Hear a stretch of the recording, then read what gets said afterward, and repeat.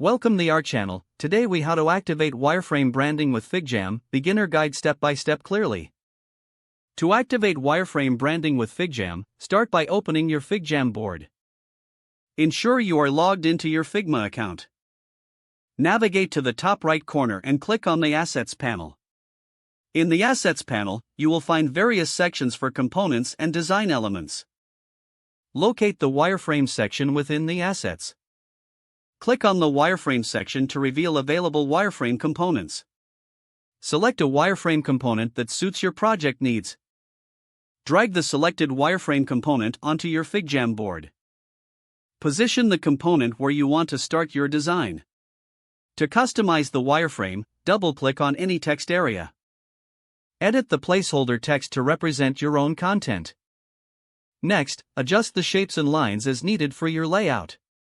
Utilize the arrangement tools in the top toolbar to align your elements. Feel free to change colors and sizes to fit your branding guidelines.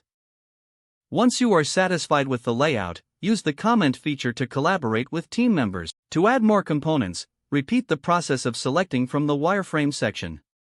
Consider saving your customized components for future use. When finished, review your board to ensure it meets your project requirements.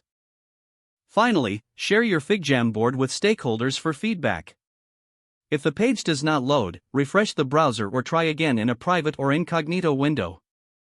Make sure you are using the correct email address, then retype it carefully to avoid small typos.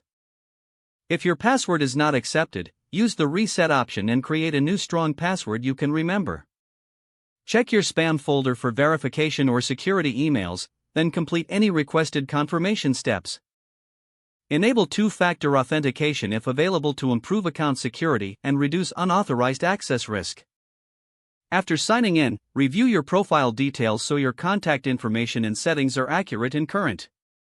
If you see an error message, note it down and try again after restarting your device and internet connection.